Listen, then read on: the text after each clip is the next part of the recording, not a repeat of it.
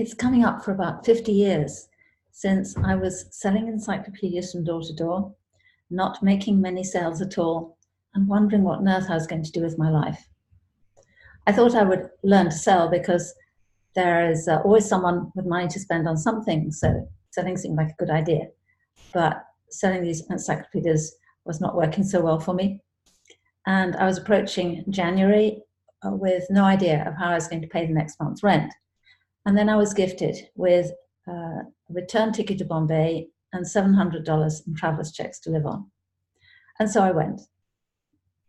The friend who gave it to me said I wasn't doing much good in London and that didn't take much observation, and that India would be good for me. And it really was. So on a January morning, I found myself waking up in Bombay, as it was then, teeming mass of people. The energy was just so different from anything I had known before.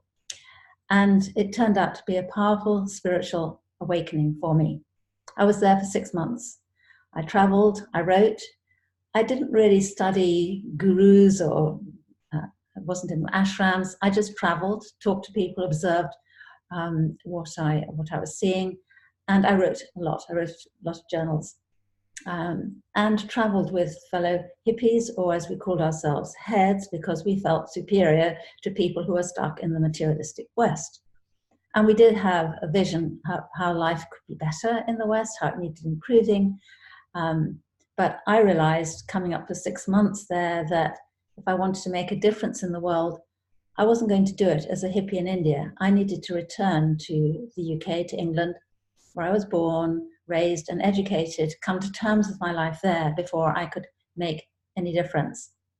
And what I observed of the people traveling, and perhaps to a certain extent myself, although less consciously possibly, people were looking for meaning and purpose in life, which they were not finding in the more materialistic Western world. So people had come from all over Europe, the United States, South America, Australia, a lot of the English-speaking world anyway,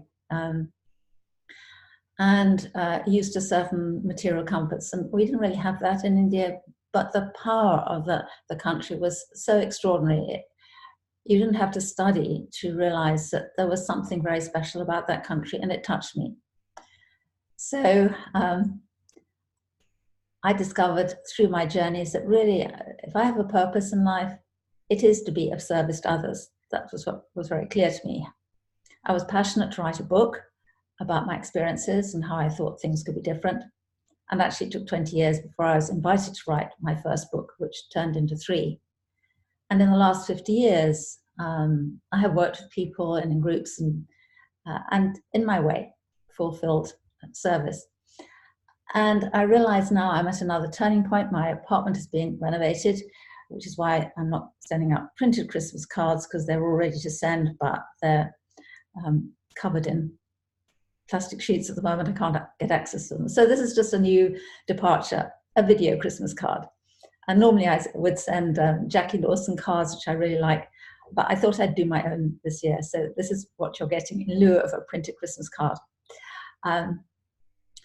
So I do feel myself at a turning point. While my apartment has been renovated, I feel I've also been through a process of renewal. I'm not quite sure exactly what I'm going to be doing next. I think I'm going to let Christmas pass and let the new year show me more clearly what that is. I've received so many blessings in the last 50 years, and so I do have a lot to give back from my experience, and the knowing, and I suppose I've discovered more about the beauty in people and in life.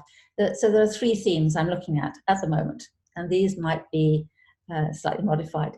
But the 3 themes are, first of all, peace. I do feel that each of us can claim greater peace in our lives, peace of mind, peace of emotions, peace in the unconscious even. So that is one theme that I feel strongly about. The second one is hope. I think with all the changes going on in the world, with the climate change, political change, confusion, a lot of people experiencing confusion, and I think there's an absence of hope, and hope is one of the things that I give to people that I'm working with. There's always more hope to be found. So hope is another theme. And the third one is the human spirit. And I think we're all rich with the human spirit, and sometimes it's dormant. And so what I love doing is assisting people to awaken to more of the human spirit within them. I found all sorts of ways of doing that. And so that's another theme that I feel strongly about that can help us through our sometimes difficult paths in life. And I would say that I have met my share of challenges, but I've always been blessed with challenges at the blessings at the end of the challenge.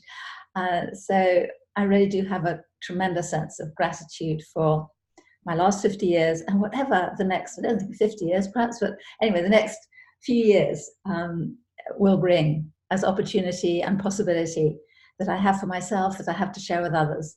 And I'm bringing more of the goodness of life to more people, if that's the direction I'm headed in, which I think it may be. So it is with a tremendous sense of celebration that I make this recording today. And I'd like to wish you a very happy, fulfilling, rewarding Christmas, whether you're with family, or with friends, or even on your own, however you celebrate this special time of the year. And in addition, I wish you a very special, rewarding, fulfilling, and a year filled with wonderful surprises, whatever they might be.